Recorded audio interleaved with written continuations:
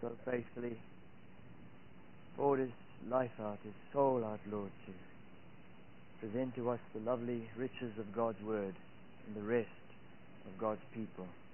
Make it something sacred to our hearts and memories, and bring fruit to all of our lives through it, Lord. Thank Thee for this gathering. Thank Thee for this last day of being with God and with God's people from all over this country. Thank Thee that we came here of love for Christ, and thank Thee that Thou art here with us as Thou hast promised to be in a very special way. Come now and visit us by Thy Word. Wash me in the blood. Fill me with the Holy Spirit. Anoint my mind and my heart. Take the scales of our eyes and quicken our hearts now and our minds and our understanding of the Word of God, the ways of God, and visit our hearts, Lord, as only God can through Thy holy Word. In Jesus the Christ's name. Amen. I don't know if you have your Bible, but I'd like to read a number of passages to you. I don't know if you'd like to go from passage to passage, because there are numbers of passages here and you know all of them. So if you'd like just to listen to these words, which I think every one of you would know, virtually everything I'm going to be speaking on from the Word of God, but just to listen in your hearts to what God would say through these words, perhaps without back and forth through the Bible. Revelation 12, verse 7, there was war in heaven. There was war in heaven. Michael and his angels fought against the dragon. The dragon fought and his angels. Oh, he has angels. He prevailed not. Neither was there found place any more in heaven. And the great dragon was cast out, that old serpent called the devil, Satan, which deceiveth the whole world. He was cast out into the earth, and his angels were cast out with him. Now I'd like to read from a book I wrote many years ago, just one paragraph. The whole book was scriptures, just a train of thought. Jesus said that he beheld Satan as lightning fall from heaven. He beheld Satan as lightning fall from heaven, Luke 10:18, and his tail swept away a third of the stars of heaven and threw them to the earth. You make a study of the Bible, you find the stars are referring to the angels almost every time. He swept away with him a third of the angels. His tail swept away a third of the stars of heaven and threw them to the earth, Revelation 12:4. A third of the angels, Jude records in verse 6, kept not their first estate, but they left their own habitation. They are now demons. They are now demons, referred to as principalities, powers, the rulers of the darkness of this world, spiritual wickedness. If you look in the margin of Ephesians 6 verse 12, wicked spirits, the Greek says. The whole world lieth in wickedness.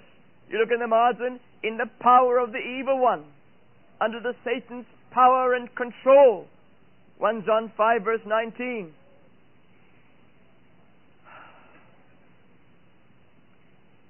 Job 1 verse 6.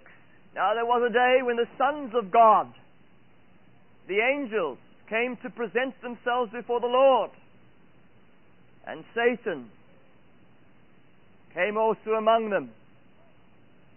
Satan came also among them, and the Lord said unto Satan, whence comest thou? Then Satan answered the Lord and said, from going to and fro in the earth,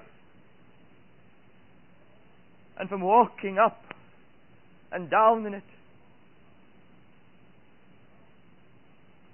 And the Lord said unto Satan, hast thou considered my servant Job? If you look in the margin, the Hebrew, hast thou set thy heart on my servant Job? Hast thou set thy heart on my servant Job? 1 Peter 5 verse 8.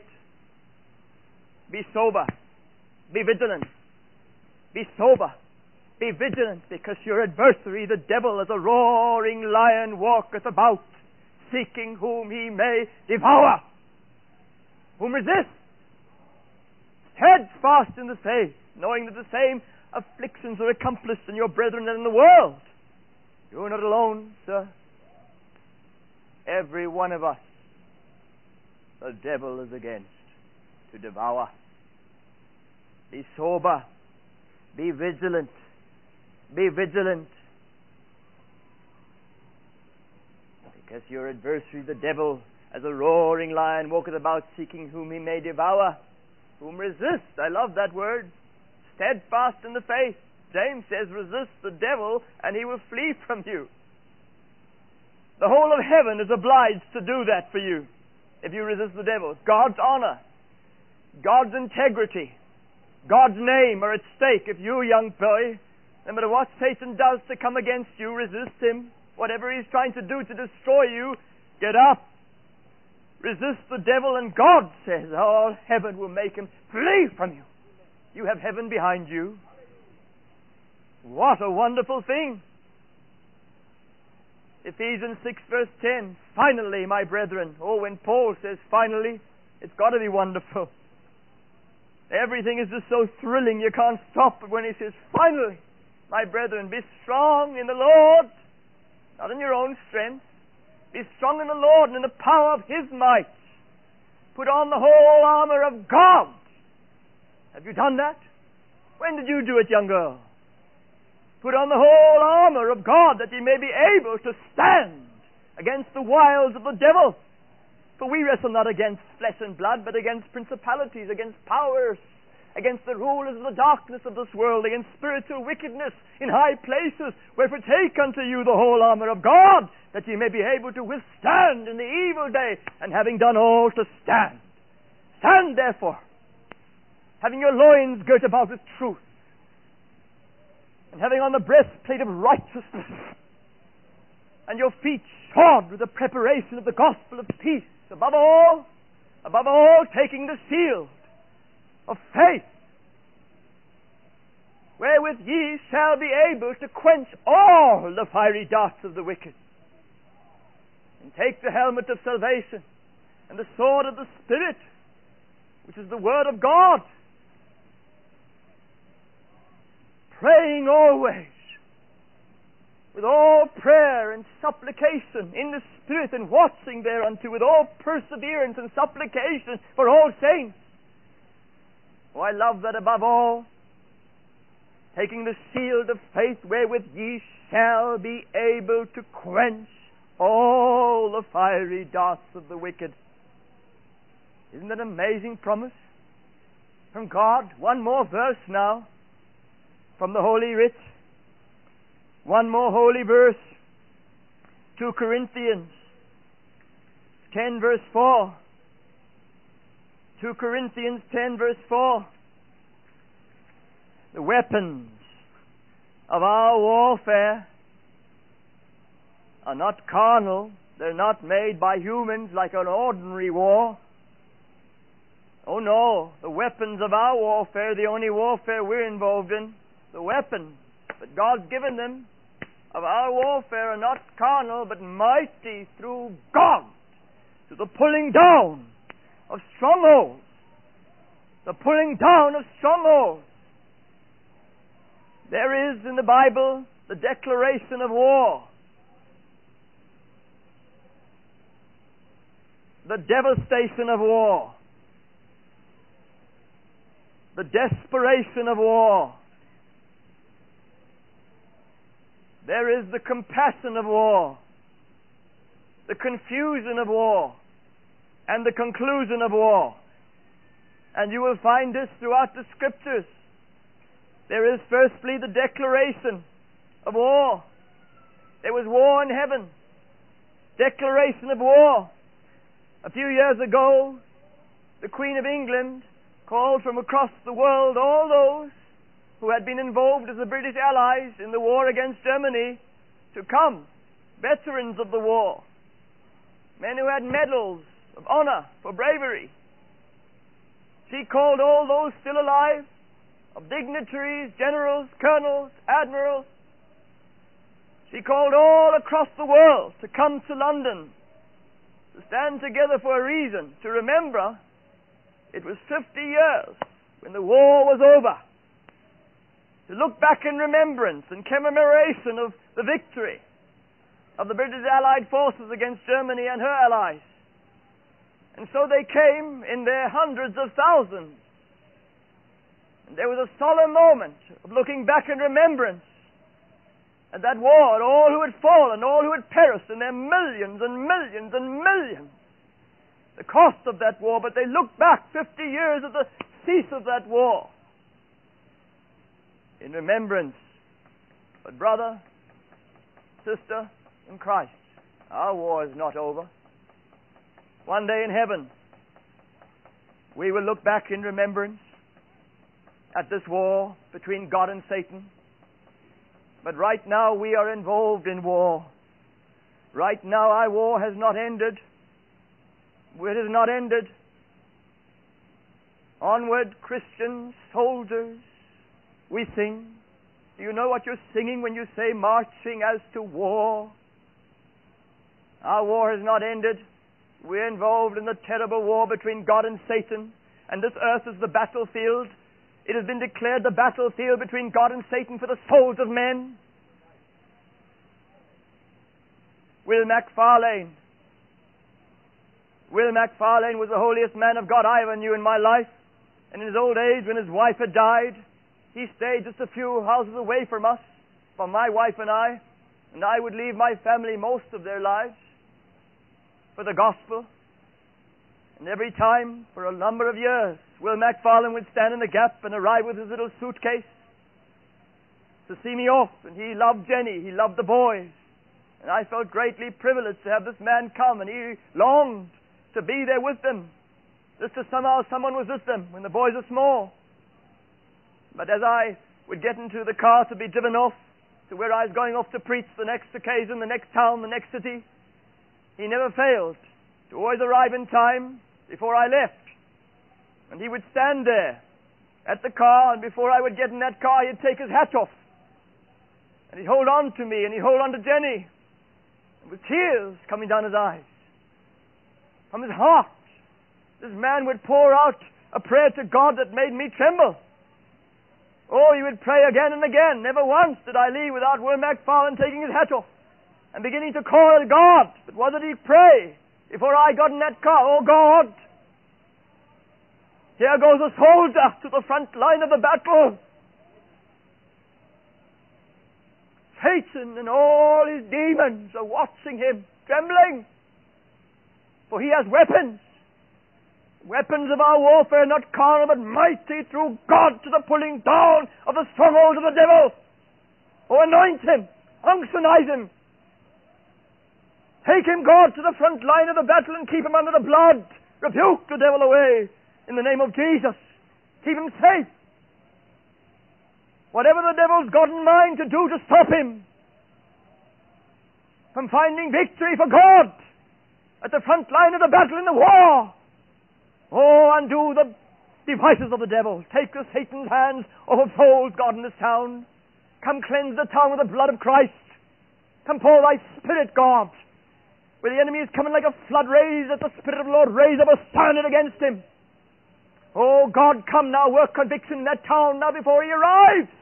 Move by the Spirit to make men God conscious. Move by the Spirit to make men conscious of the meetings. Draw them, God. Put soul thirst in them. Take the scales of their eyes, God. Oh, he went into war. I knew I was going into war before I got in that car. I miss his prayers, you know. Can you believe it? I went into town, sir. When I arrived at the house to just put my clothes down before the meetings had started, before one sermon, there were people standing sometimes in those towns at the door where I used to stay, weeping, families, wanting to see God on their knees outside on the stoop. seeking God under desperation before I started preaching. Oh, when a man prays like that, the devil begins to retreat. There's a war. There's a war. If you're not conscious you're in war, young person, you'll be devoured. If you don't conscious this is a war, the whole thing, everything about this world is the war between God and Satan. And if you're not conscious of that war, you'll be devoured. There's the declaration of war. It's been declared, but it hasn't ended. One day it'll end, don't doubt that, but it isn't ended. It's on now. And you need to be conscious what it's all about to survive. I pity the child of God that doesn't know as he gets up in the morning. There's a war. There's a war between God and Satan. It involves me. And I could be a casualty of that war if I'm not conscious of it and don't take the armor of God and look unto God. The declaration of war. Then there's the devastation of war. This is sad. After the fall of man in the Garden of Eden, if you read through this holy book, you come just a few chapters after the fall of man where Satan did this terrible, terrible, terrible grief. That all eternity there will never be something could come in near to the grief that this evil being caused when man fell. But there's the devastation of war, this war declared between God and Satan. By chapter 6 we read, and it came to pass, when men began to multiply in the face of the earth, verse 5, God saw that the wickedness of man was great in the earth. This is tragic, every imagination of the thoughts of his heart was only evil. Every imagination of the thoughts of his heart was only evil continually. It repented the Lord that he had made man on the earth. It grieved him at his heart. Oh, the devastation of war. Verse 11, the earth also was corrupt before God. The earth was filled with violence. God looked upon the earth. Behold, it was corrupt. All flesh had corrupted his way upon the earth. Oh, the devastation of war. Right down to this day, don't doubt it, right down to this day, men are being destroyed by the devil through sin. The Second World War saw millions and millions and millions of people being destroyed.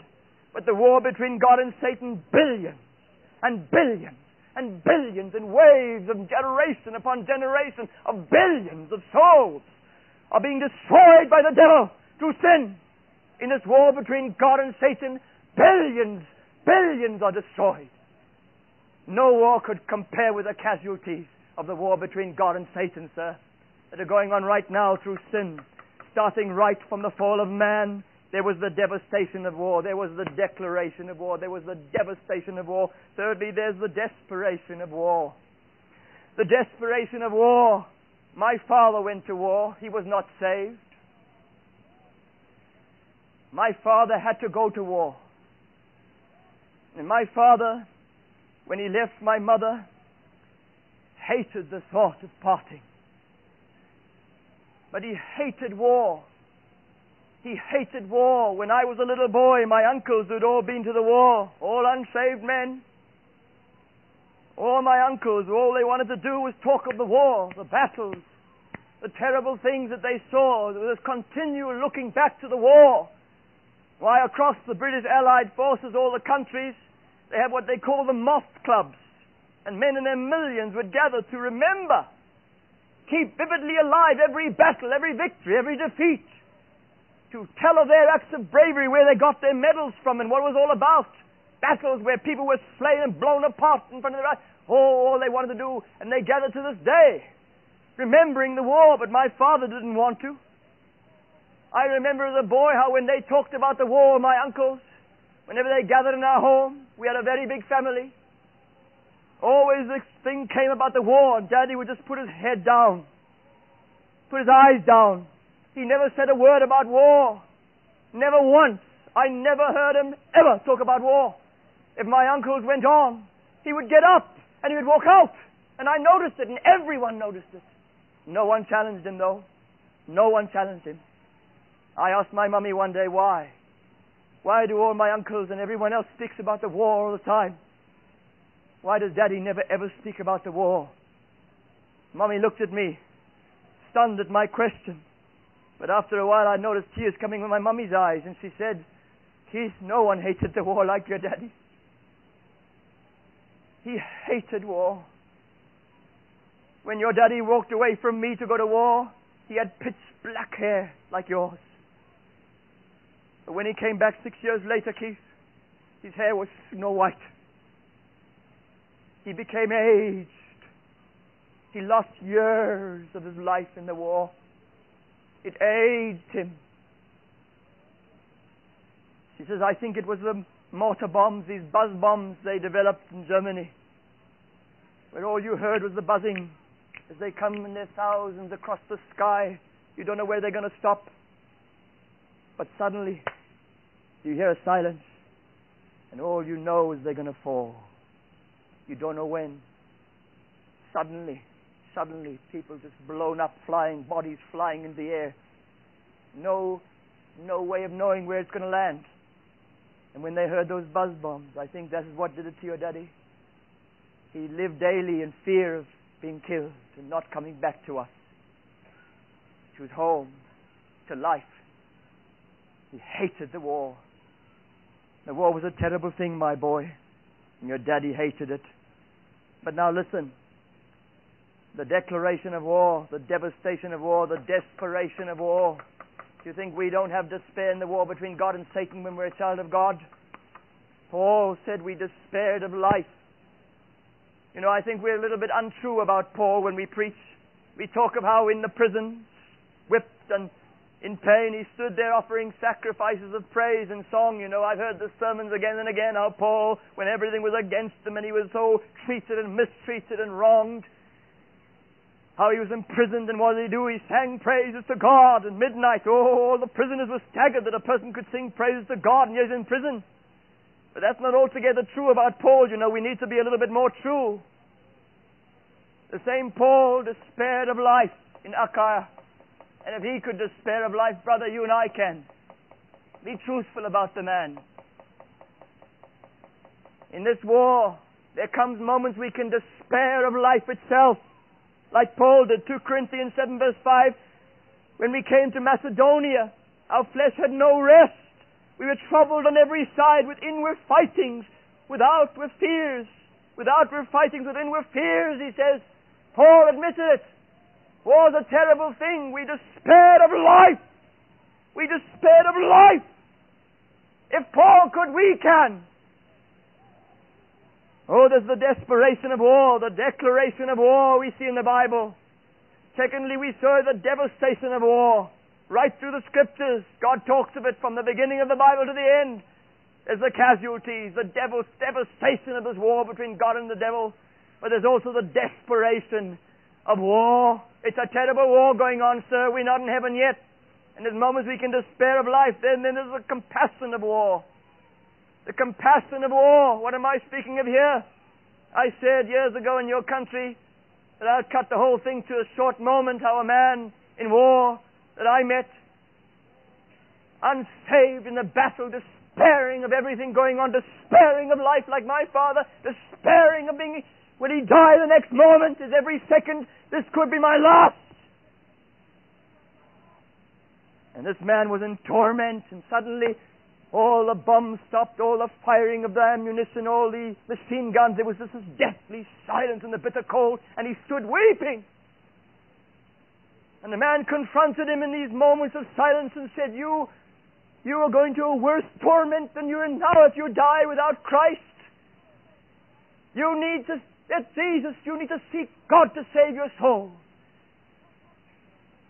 He said, I can die. I've prepared to meet with God.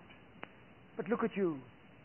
If you die, you go to a worse place than you're in now. You cannot die. I can die. I'm ready, but you cannot die.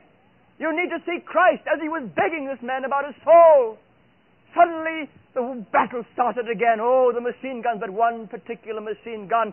And this man watched and just saw what was happening. And he put his body in front to protect this unsaved man. And his body was riddled from top to bottom with bullets. And he fell down.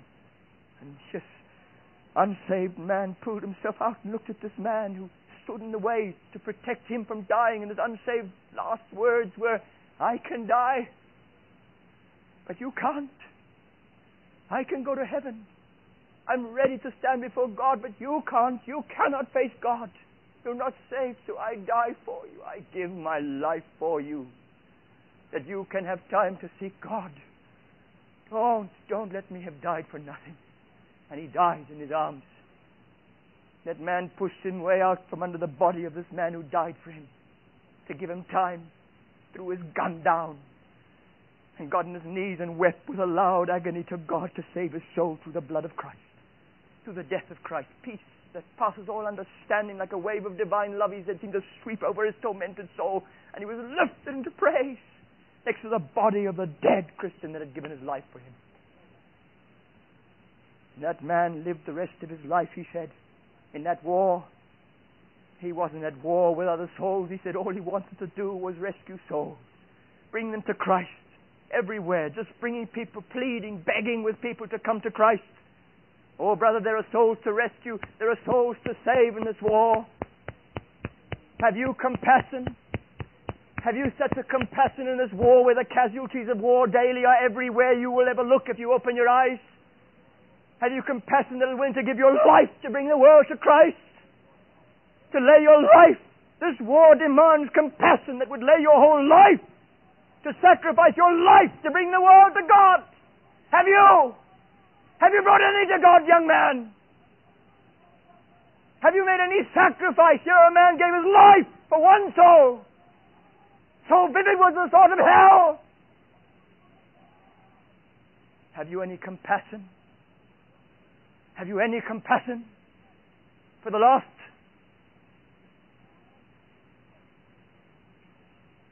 When I was first laid up by God,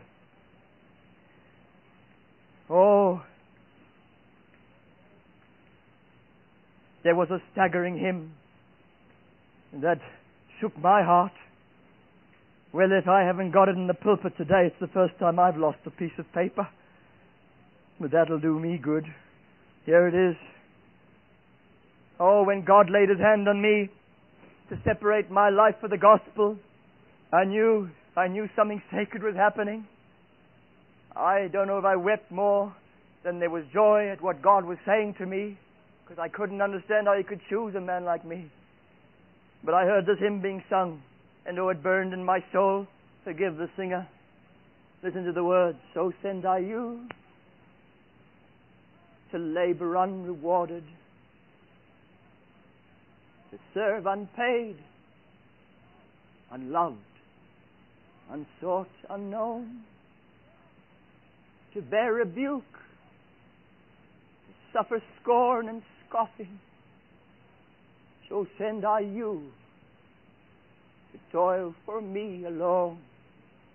So send I you to bind the bruised and broken, for wandering souls to work, to weep, to wait, to bear the burdens of a world aweary. So send I you to suffer for my sake. So send I you to loneliness and longing, with heart a hungering for the loved and known, forsaking home and kindred, friend and dear one. So send I you to know my love alone. So send I you to leave your life's ambition, to die to dear desires, self-will resign, to labor long and love where men revile you. So send I you to lose your life in mine. So send I you to hearts made hard by hatred, to eyes made blind because they will not see, to spend, though it be blood, to spend and spare not. So send I you to taste of Calvary. When I heard this hymn sung, I knew it was God speaking to my heart. You see, there's the compassion of war, of being willing to lay your life down and sacrifice for souls to be saved. But you're willing when you look at the sacrifice of Christ, and it thrills you that you can be part of this war, this compassion to bring the lost to Christ. D.L. Moody was one of the 5 greatest soul winners in the history of the world. Millions came to God through him. Millions. But you know what Moody said when he was an old man? He stood, the whole world been shaken by this one man. The world shook through Moody. Oh, God, give us another man the whole world shakes at. When he was an old man, theologians stood and they didn't know Moody was listening to them. They didn't know he was standing there as they were talking of this man's compassion that drove him, that he couldn't pass a drunk in the gutter without kneeling. He walked from a president to kneel with a drunk. He had his priorities so right. No one was greater than another. No one mattered more than another. Oh, Moody, how God had brought the world to him, how God had wrought such devastation to the kingdom of the devil through Moody, how God had used him through this compassion that drove him to run down the streets after souls who would run. He ran after souls of you, who would run from you. Did you run after them? No wonder they gave themselves to Christ.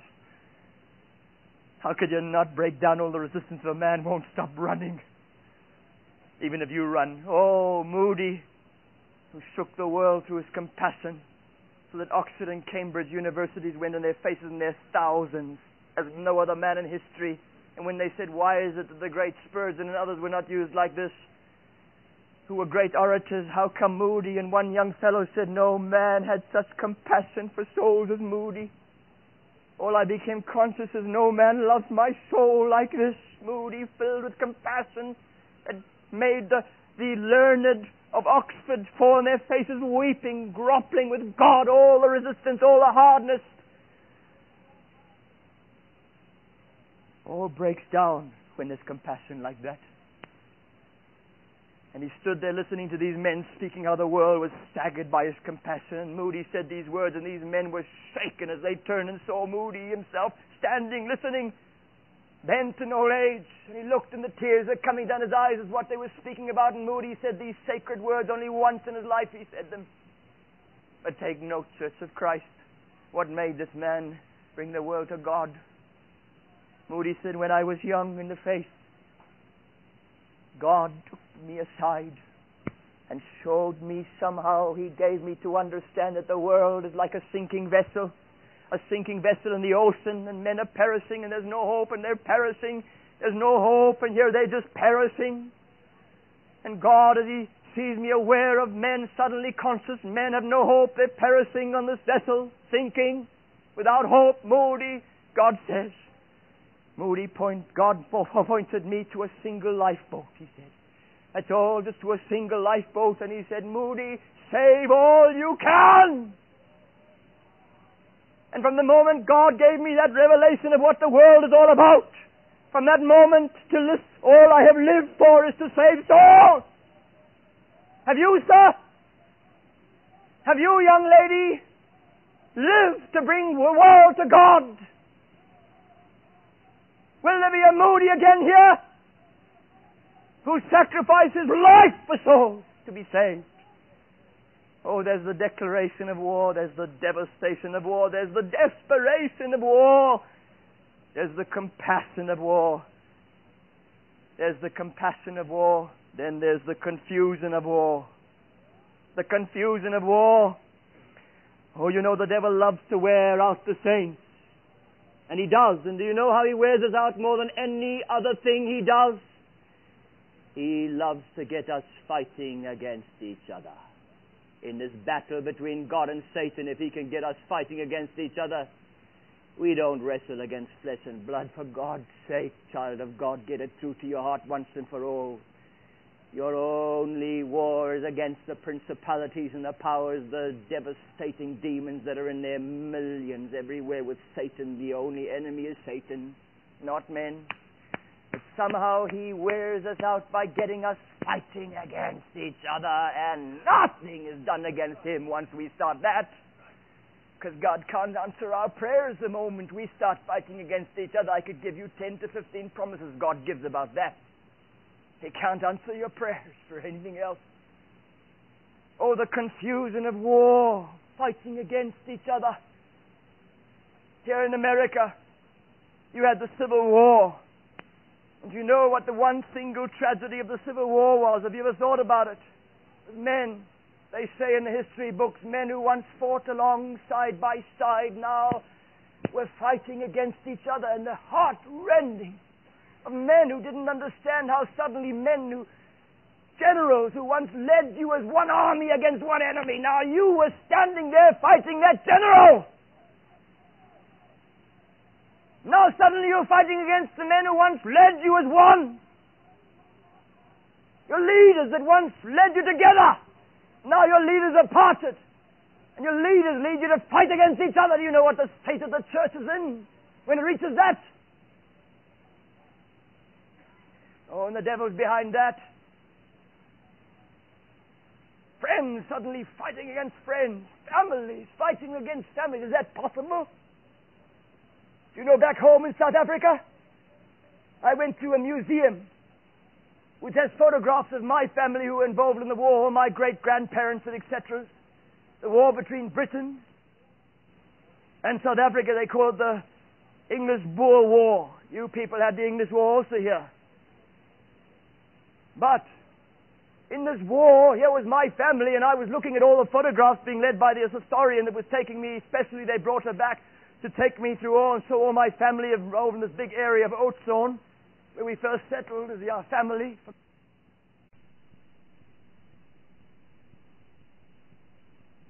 From Europe. And here were photographs. This is pointed out somehow. Here's my great-grandfather. Here's my grandfather, his brothers, standing there with the one army of the British. And here, another photograph, stands my grandfather's brothers with the Boers, with the army against where my grandfather was standing. His family's in the Boer War ripped South Africa apart. Family fighting. He told me in the night after the battle, the brothers would all go down to the farm to Daddy and Mommy. They sit around the big table and they all eat together. Can you believe it? Here they're eating together home. Before the sun comes up, they both all get up. One lot goes to this army, the next lot goes to that army. It's still a family, but when it comes to fighting, they're fighting against each other in the war.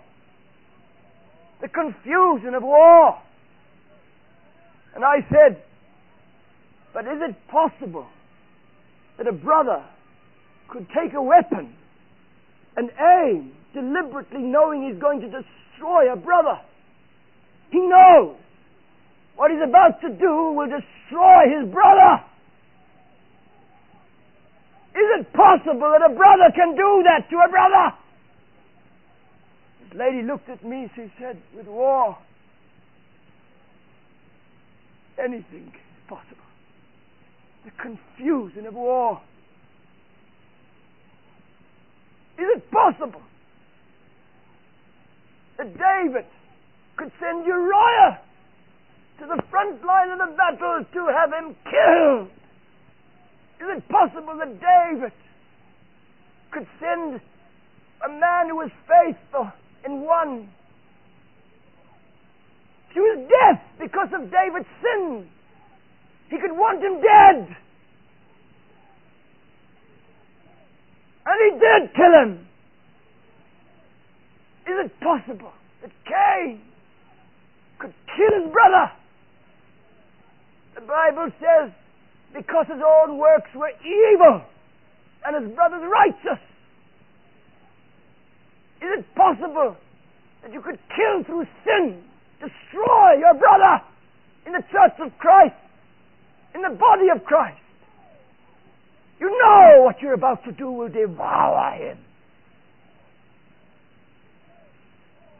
James 4 verse 1, from whence come wars and fightings among you? Come they not hence even of your lusts that war in your members? Ye lust and have not, ye kill, and desire to have and cannot obtain. Ye fight and war, yet ye have not because ye ask not. Ye ask and receive not because ye ask amiss, that ye may consume it upon your lust. What's he talking about? You ask, you receive not, because ye ask amiss, you ask so wrongly.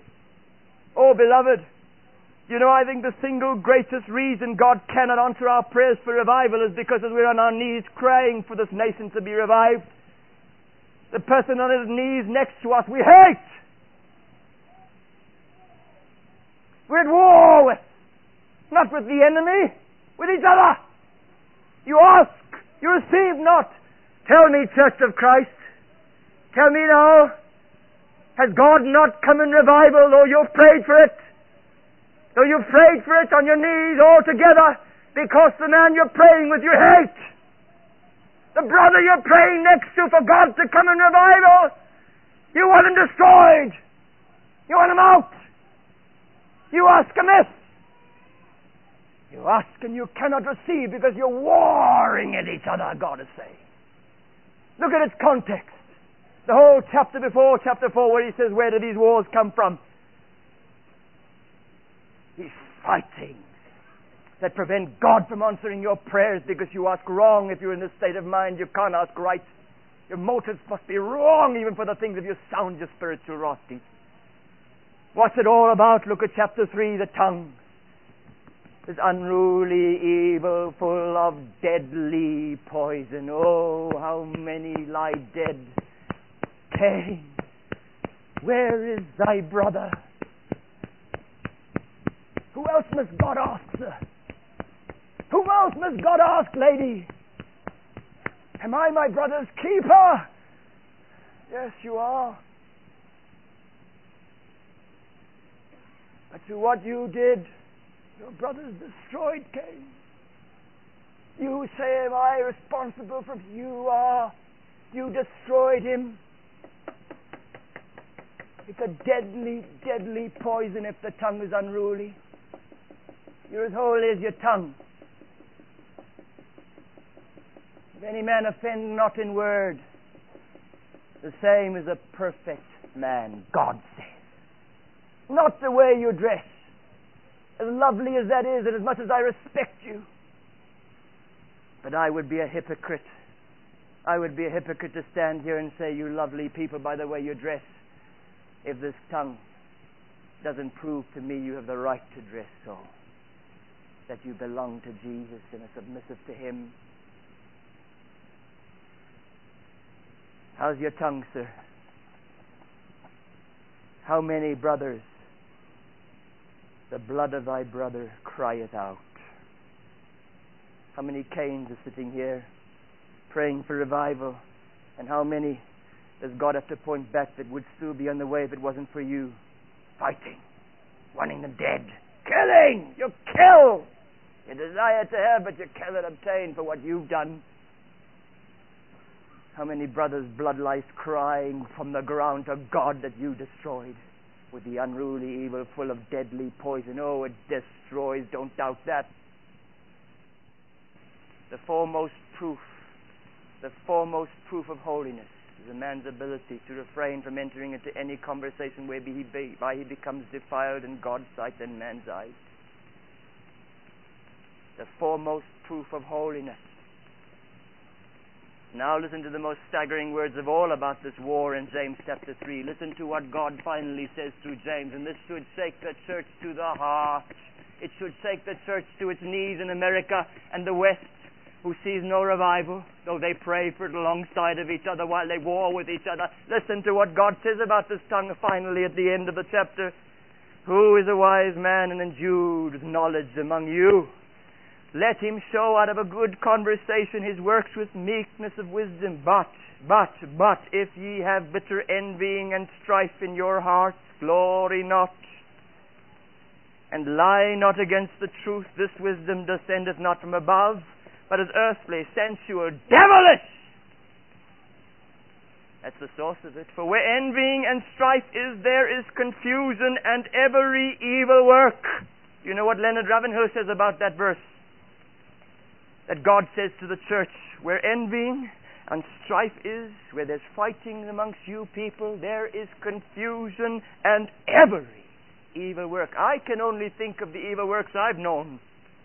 I can name them, just the name will defile you. But every evil work I can't name. And God says, where you are fighting amongst each other, where there's envying and strife, don't glory. This isn't from God, this wisdom that you have. There's confusion. There's every evil work. Every evil work is going on where you're fighting. Leonard Ravenhill says, if God were to lift up the lid of the present day so-called evangelical church of the West, if God were to lift up the lid of the present day so-called evangelical church, the stench of sin and hypocrisy and shame that will rise will be unbearable for the world to behold. If God were to lift up the lid of all who profess to know Christ in our denominations that say we're evangelical and born of God, who are fighting between each other, God says there's every evil work going where there's fighting. Don't argue with me doctrinally, brother, or leader of some denomination who's going to hear this tape. You argue with God and say God's not true if you say every evil work is not going on in your denomination, if you're fighting amongst each other as leaders, let alone those down there. And normally where the leaders are envying and striving, everybody is.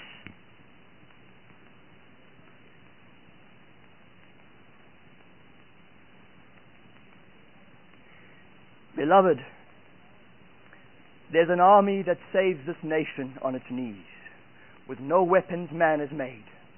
But the weapons God has given us, while we have the protection through the armor God has given us, and when we know we have that protection, righteousness, truth, righteousness, purity, the sword of the Spirit, faith that comes as a result of taking hold of the Word, like Moody did.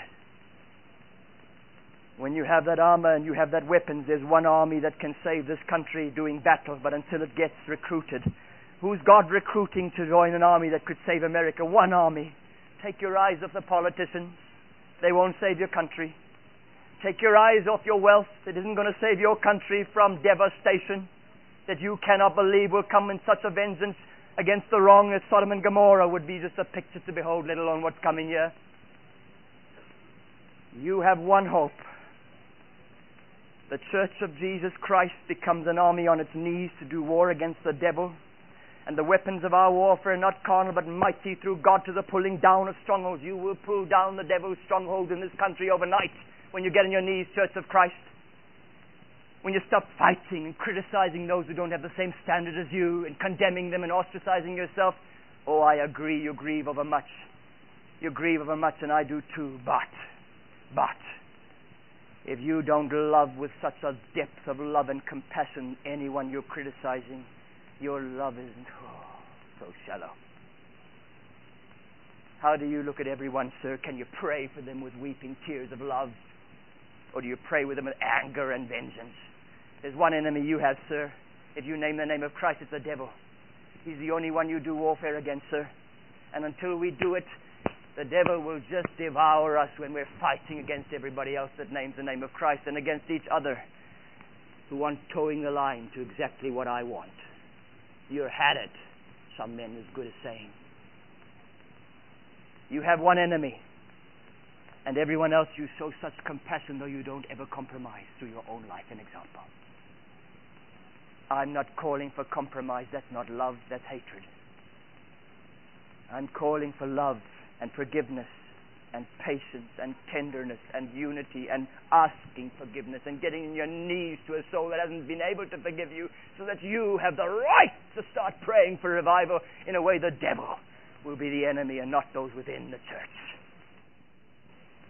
There's one hope for America, is when the Church of Jesus Christ, the blood-washed, born-again souls, some young in the faith, some old, some stepped out of the world, and give them time. They won't look like it after a moment.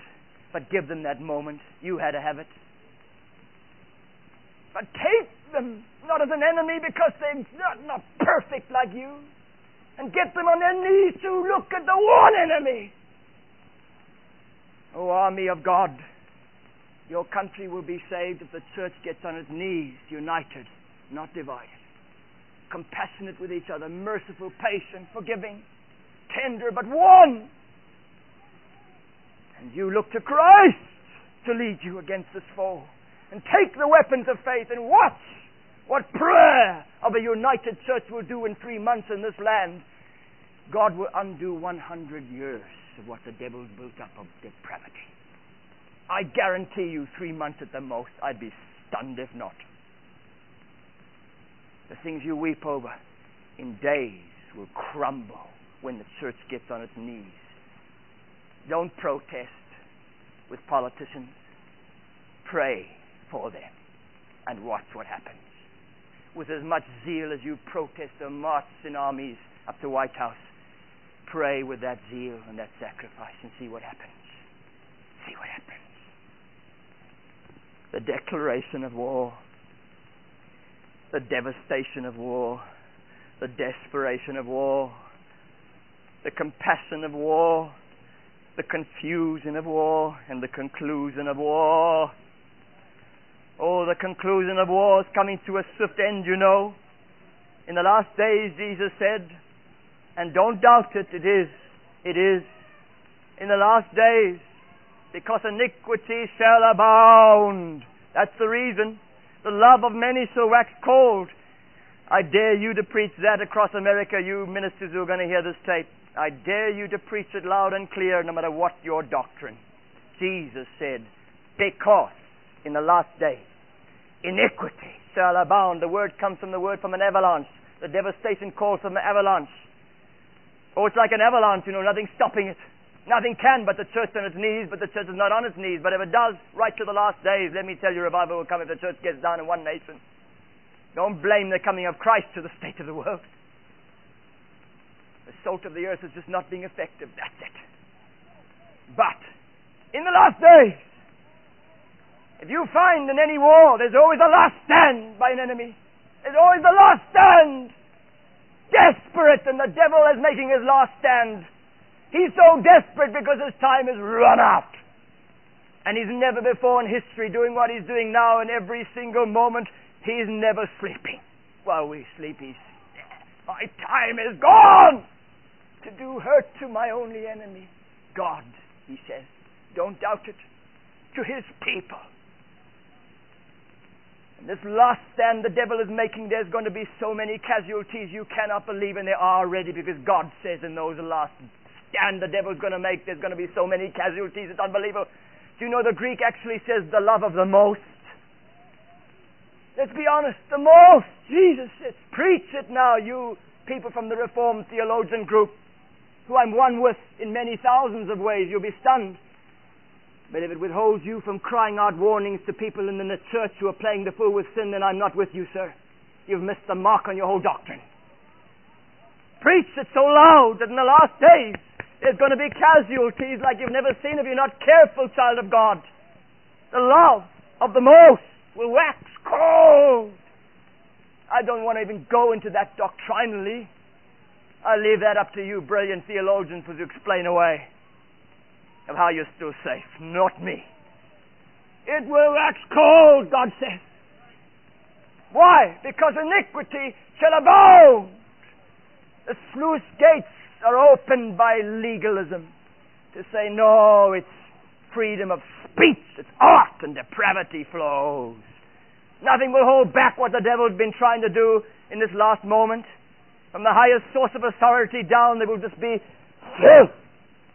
The floodgates open to defile 10-year-olds in their millions with no protection legally, no care for them legally. And they'll protect art. And they'll throw away censorship in the last days. And they'll call it art, when all it is pornography and depravity and destructive to even a 10-year-old standing defiled because no one cared for his protection anymore. The last days are going to be terrible days, because iniquity shall come like an avalanche suddenly. Nothing's going to stop it apart from the church on its knees in this land, let me tell you. But you will stop it if you want to, Church of Christ, if you just get geared together, get to hold each other, get to forgive each other, get to have patience with each other without compromising. I don't say the holy must compromise to be able to hold hands with those who are compromising, but pray then through also, and with love.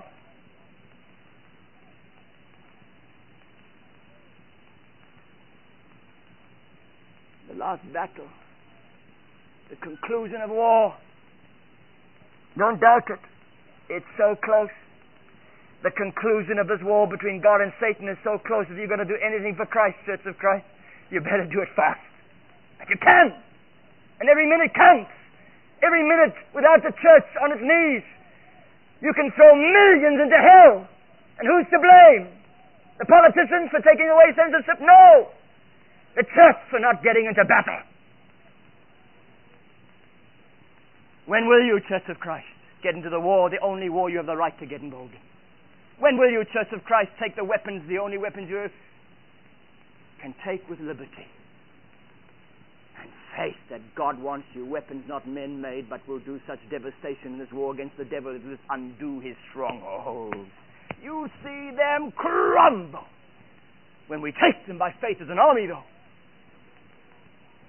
The conclusion of the war is close. With the love of the most, Jesus says, and I believe he weeps. How we can't be weeping about such a verse. And we know we're living in it. And we have no compassion. And we divide it. Oh, the love of the most shall wax cold, because iniquity shall abound. Those that will be holy will become more holy. Don't doubt it. No one has excuse to blame the depravity of the world for not keeping holy. You're as holy as you will be. Don't blame anything that comes in the world. Somehow, men will take what the world's offering and take their eyes off of God and be affected somehow. Be careful. Don't blame God and don't blame the world. It isn't that God wants you. Those that will be holy will become more holy in those last moments, in that devastating last battle of the devil, that last stand. And those who will be wicked will become more wicked, more evil, literally. Tell me, every one of you sitting here, how many of you, your love is waxing cold for one reason, because iniquity is abounding? Be honest with God. How many of you are compromising for one reason? You wouldn't have if it hadn't been this iniquity. You walked to buy a loaf of bread and you got to pass it about 10 magazines of pornography in the tea room. In an ordinary store, let alone seek out some evil place today. It's everywhere. You can't have a TV virtually because 90% is depravity. You're not safe in this world, as it were, because everything just cries out to little children, be depraved. And you are being affected in these last days. Because iniquity is abounding, you're being affected. Be honest, there's compromise. How many times have you looked twice at that magazine? How many of you picked it up? Look at the pages. How many of you watched where you weren't being watched by the church, but you watched? You compromised. Do you honestly think your love isn't going to wax cold? Do you honestly think the Holy Spirit, who isn't so sensitive, is going to withdraw from the tender walk with you and protect you? A little leaven at the whole lump. Watch. Just watch 5 minutes, something you haven't watched before, and watch you for the next 5 hours. Defiling yourself. There's no such a thing as getting away with it. It becomes like an avalanche in your own heart and life once you taste it and open your life, or give it a second look or a second chance. The end of the wedge is big, sir. The beginnings are small. But watch how the devil just gets that beginning in, and he'll have the end right in your life of sin. How many of you think you can get away with it, but you're just going to go worse to worse? How many of you desperately need, in the compromising day with the most, the waxing, to be honest and say, God, because iniquity is abounding, I'm being so affected, I'm compromising. I have to admit it, God, but I want to do something fast before it ends with me a casualty of war. I don't care what your doctrine, whoever you are going to listen to this tape, even if you're a preacher, even if you're a theological genius in a theological seminar, sir, is your love waxing cold for the same reason? Then bury your doctrine and just get right with God for a minute, thank God.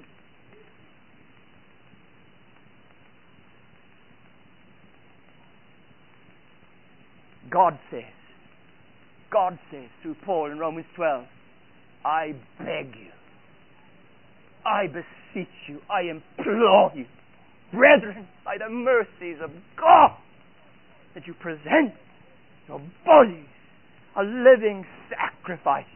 You're not dead. Most sacrifices are dead. You're living, but make your body a sacrifice. Why? To be holy. Holy. I beg you, I beseech you, therefore, brethren, by the mercies of God, that you present, you dedicate. What you dedicate, God consecrates. What you dedicate, God sanctifies. God can't dedicate. You can. You can't consecrate. God can. You can't sanctify. God can. You can't be Spirit-filled by your own strength. God does that for you. He cleanses you through and through and through, that you may be sanctified, holy, and kept blameless. Your whole body, soul, spirit. Faithful is He that calls you to this work of sanctification, who is also faithful, who will do it if you trust Him, like our brother's calling you this morning. How many of you compromising, how many of you staggering are going to be the casualties of war? No matter what your doctrine. Be honest, look at you already in the last days. How many of you desperately, because of the compromise you know is going on in these last, because of iniquity, because of the avalanche, you are being affected, you are staggering, you are stumbling, you are beginning to let the wedge in, to let the little leaven in, that cause, a whole lump is coming. But you desperately need to seek God right now and say, God, it is the last days. I am being affected. My love is being affected for Thee with all the pretense of my singing. And I'm desperate, God, that I don't become a casualty of war, that I become more holy. And so I stop right now in desperation. I obey Thee. I beg You, Paul says, by the mercies of God, that Ye present your bodies a living sacrifice, holy, acceptable unto God, which is your reasonable service. And be not conformed to this world, but be ye transformed by the renewing of your mind, that ye may prove what is that good and perfect and acceptable will of God for you. Let God prove to the end His perfect will for you. Don't become a casual. Change your mind. Renew it. Back to one thing. I won't conform to the earth. I won't conform to the world. I won't conform to the church if they're going to go into the world. I won't. Doesn't mean I don't have compassion for them or love or pity. But I won't. I purpose in my heart I won't defile myself. Even if the whole rest of this company of boys does. I won't. You can. I will dedicate my whole body and soul to be a living sacrifice while others give in to evil, that I may be holy, that God can sanctify me. For what I dedicate, He will consecrate. How many of you need to dedicate yourselves in such a way in desperation? Now, by changing your mind and not being conformed to the world and saying, no! It is the last moment. It is the last battle, but I will be sanctified. I will be filled. I will dedicate myself, God, to be holy. And if I do, I believe with all my heart Thou wilt consecrate and sanctify me through and through, because of my longing and my faith in the blood of Christ and in the Holy Spirit empowering me to be holy. All of you compromising, all of you staggering, all of you close to casualties, and one day might be if you don't deal with it, I beseech you, brethren, by the mercies of God, that you right now present your body. Oh, come, don't be conformed to this world. Dedicate your life to be holy, that God can sanctify, that He can consecrate. Every one of you staggering, every one of you compromising, be honest. You've been affected by the iniquity that's abounding, like Christ said, you. Those of you desperate with God, saying, God, I need desperately to check my life here in this moment of the last battle between God and the devil, where so many lovers become cold. I don't want to, God. I dedicate my body to be a living sacrifice. I dedicate that I can consecrate. Those of you who need to say that to God, stand right now. Those of you desperate with God about this issue, don't hide it. That helps nothing. To protect a testimony that's not real is hypocrisy. I want reality. It doesn't matter what man thinks, it's what God thinks. And God must have His moment with me right now. All of you standing, come stand in the front here, please. It'll cost you. Those of you sitting who should have stood, it's going to cost you so much more than it's costing these people. You won't believe it. You won't believe the cost. Can we all in the congregation stand now, please? I know so many of you knelt for God to sanctify you the other night, and I appreciate that. But here are people who still need a moment before they go back out into this world to make sure God's going to keep them. Pray for them. Don't judge them. Don't judge them. Not one of you. Let's bow our heads. Pray after me, please, all of you, no matter who you are. what you can say from your heart, to say, God, this is from my heart, and He sees. Oh my God, I dedicate myself to be holy. I know it is my reasonable service that Thou canst prove what is that good and perfect and acceptable will of God for me, concerning me. What I dedicate, please consecrate. Wash me through and through in the blood of Christ, and through and through, and through and through. Sanctify me wholly by the blood of Jesus. Fill me with the Holy Spirit. Take me, God, and make me holy by a work of grace. And by Thy grace, keep me holy, that I may become more holy, even if others would become more wicked.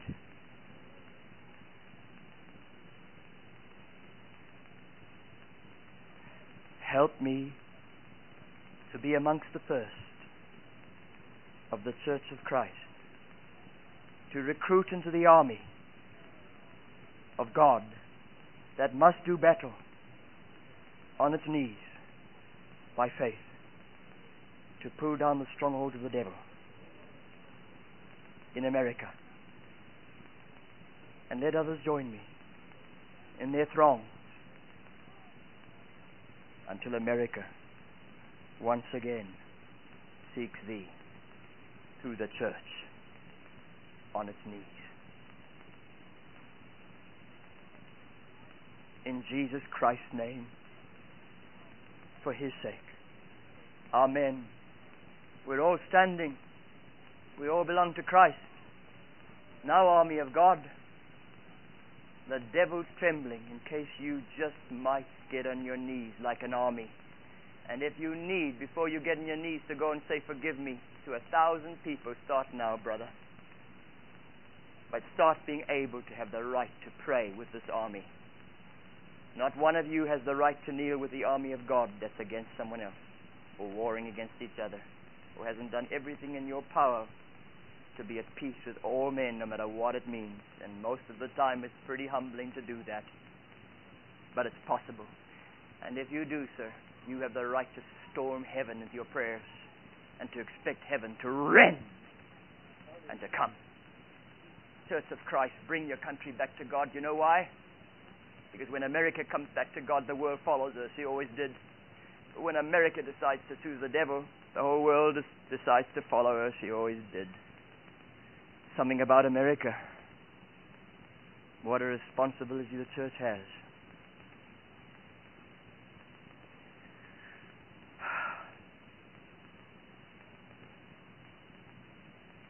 It's late. I know. It's later than any of you think. You'll be shocked if you knew how late it is, America. How few moments are left.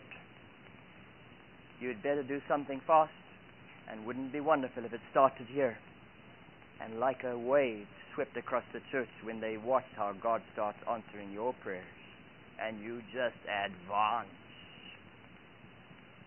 as an army conquering Satan. You will. Somewhere it's got to start, though.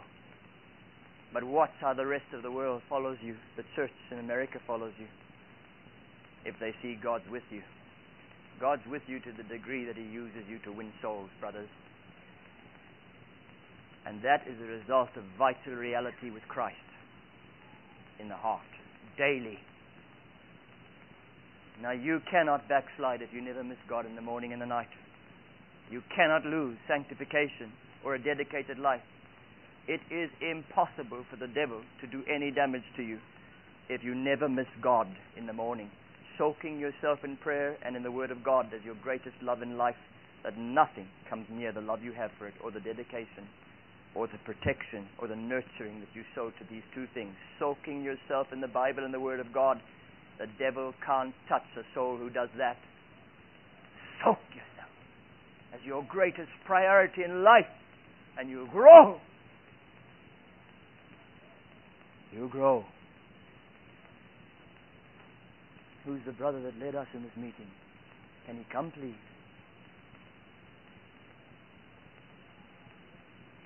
We have one more service. I don't know how many of you have gone by then, but I hope you come back tonight for the last service before we go out. Pray for me, please. For anyone else preaching. Oh, Church of God, get right with God and each other, and then get on your knees and watch your country seek God. Please do it now.